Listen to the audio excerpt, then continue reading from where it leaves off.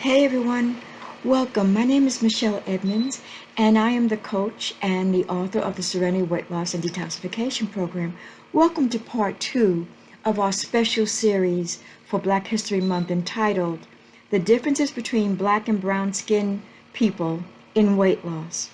Now, why would we even tackle this? Because you must know this is a very, very difficult topic to address. Well, the Centers for Disease Control tell us that African American people, black skinned people, are the single heaviest race in the world. And within the black skin culture, black skinned women, African American women, are the heaviest of all. In other words, of all the people in the world, black skinned people are heaviest than any other race, followed by brown skinned people. And within the black skin race, black skinned women are heavier than black skinned men. I've been doing this since 1992, and you must know that statistic concerned me.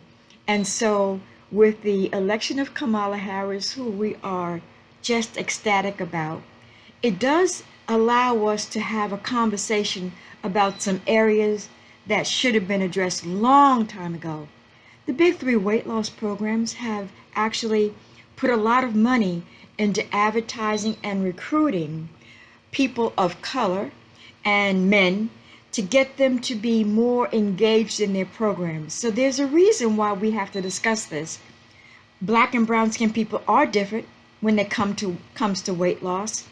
We're diving in and pulling apart and dissecting why. Tonight we're going to talk about reason number two. There is a pervasive lack of self-love.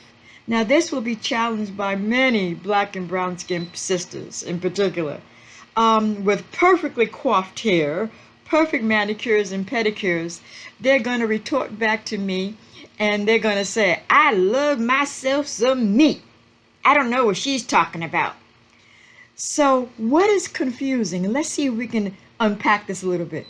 What's confusing is that self-love is not the same as self-care. And nails and hair and pedicures are self-care. Let me see if I can give you an example. If you are addicted to crack and you burn yourself with the glass, you take yourself, your little crack behind self, to the emergency room. You get there, you get treated.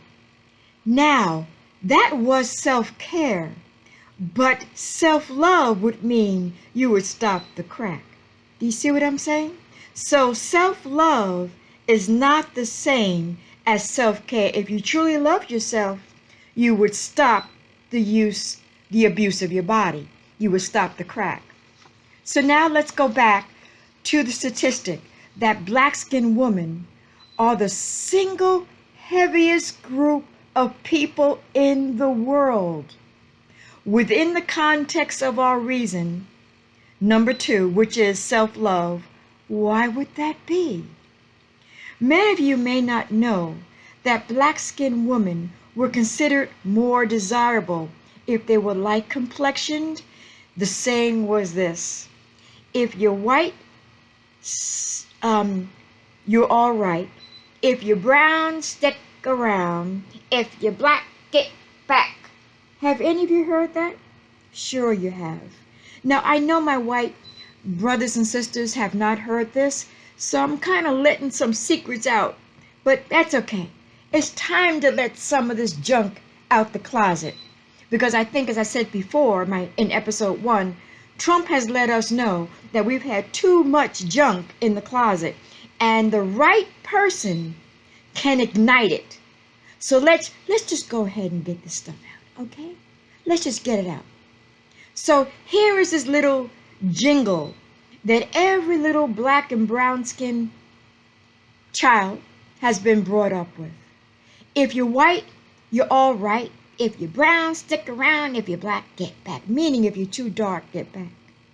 Now, while this applied to men as well, for some reason, within any race, women get the brunt of these societal stereotypes. So within A chauvinistic world, a female would not go too far, which is significant which is why the significance of Kamala Harris, of course.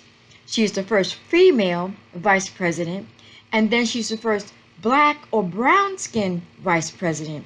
And this would not be a big deal if it were not for a white male dominated culture. Now, let's go back and take a closer look at obese black skinned women. And so we're told that we're not desirable. In fact, even Michelle Obama was rumored to be a man. She was criticized for having a large derriere. She received comments that she was an angry black woman. That's a conversation for another day. However, today we're talking about the lack of self-love.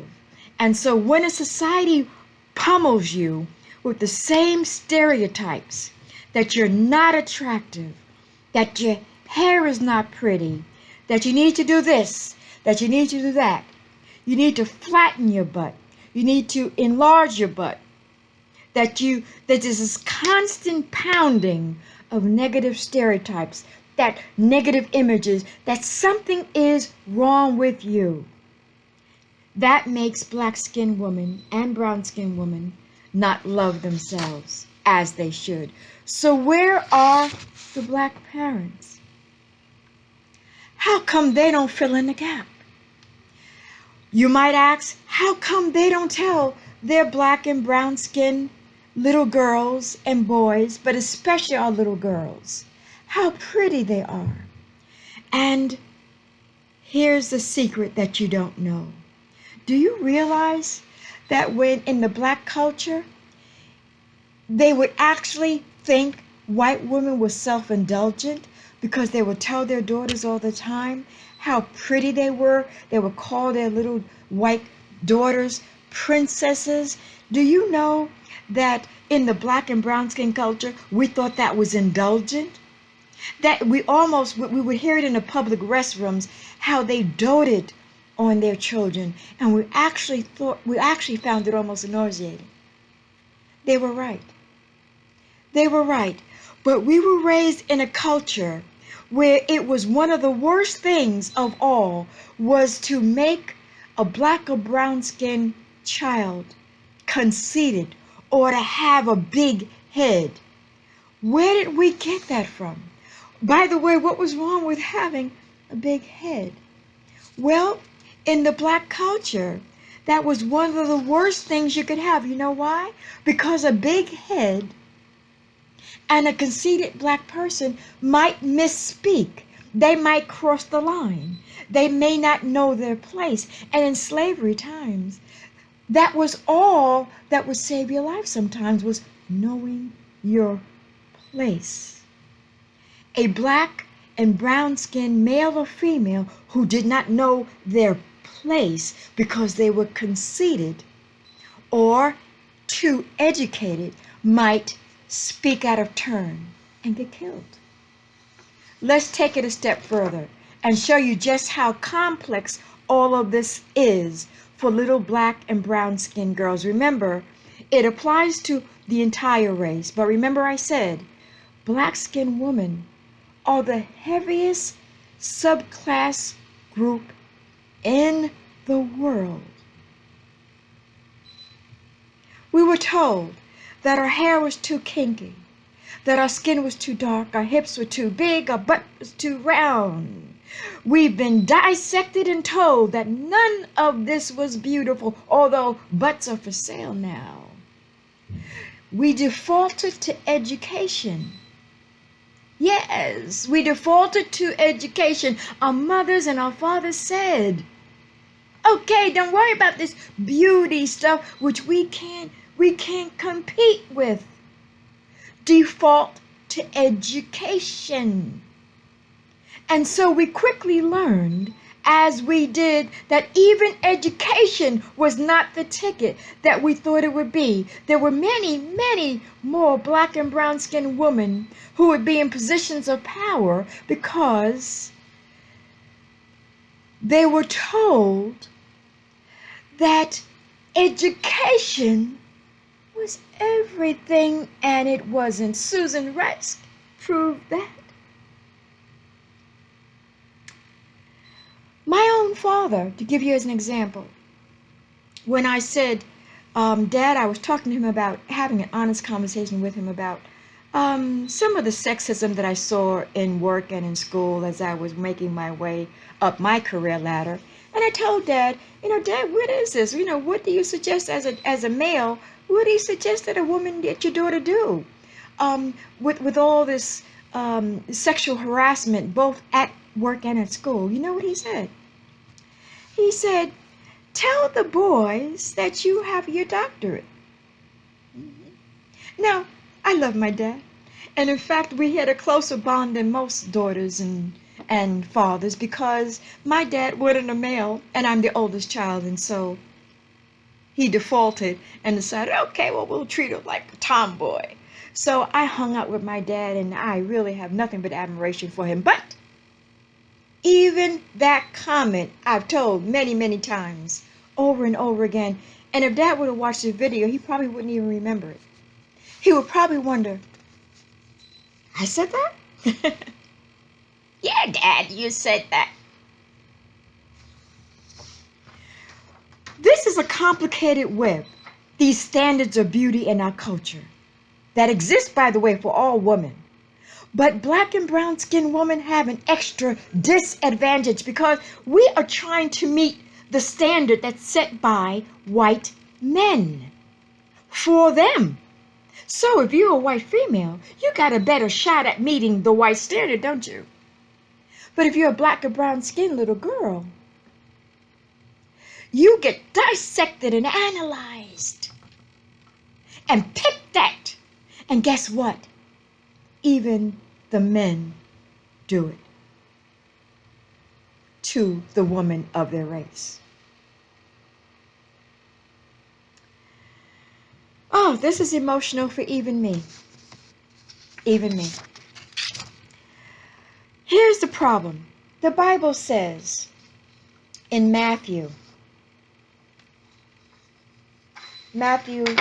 23.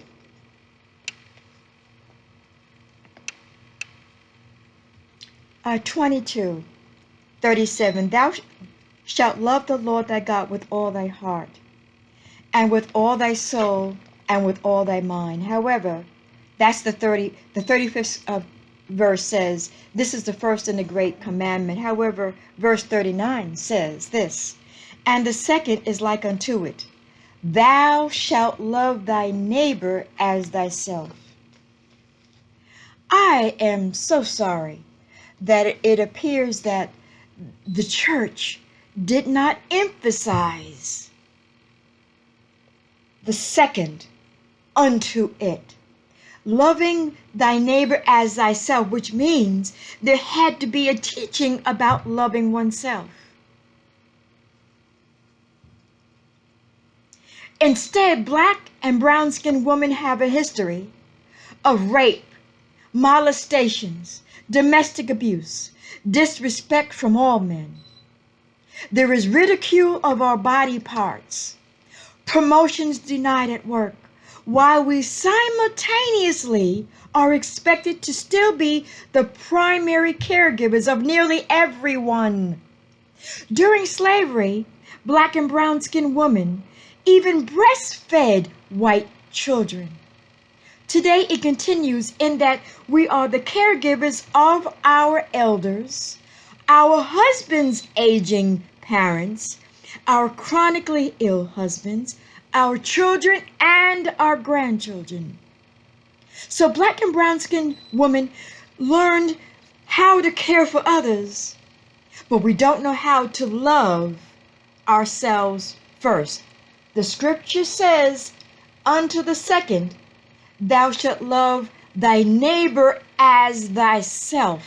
You can't even love your neighbor or your sister if you don't love yourself. How do you show a lack of self-love?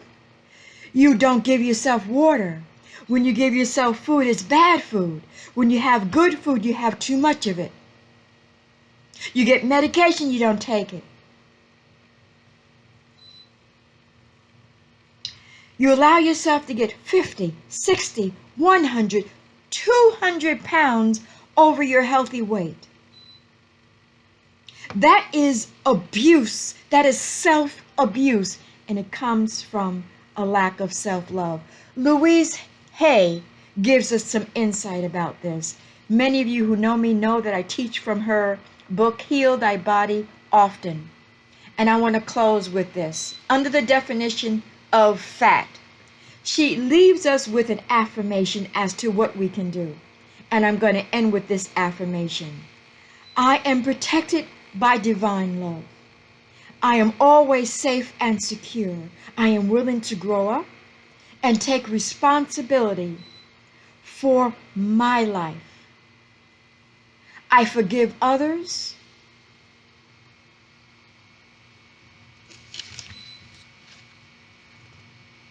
I create my own life the way I want it.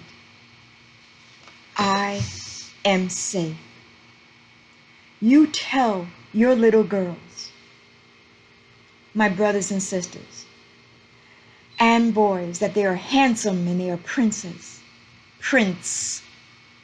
You tell your little girls that they are princesses and they are beautiful every chance you get, at the risk of them being conceited. Because that little bit of swag that they take with them to the boardroom, that they take with them when they're working on their law degrees and their doctorates, that little swag that they got from you, feeding how wonderful they are and how handsome they are and how gorgeous they are, is what's going to instill self-love. With that said, everyone, this is Michelle Edmonds. This was episode 2. I hope you got something from it. This one was especially emotional for me. We're going to continue this throughout the month of February. Would you please like my Facebook page at Serenity Weight Loss and Detoxification Program? And if you're listening to me on YouTube, would you please follow my channel, Detox for Healthy Weight Loss? Thank you so much. I love you. I appreciate you. Be safe. See you soon.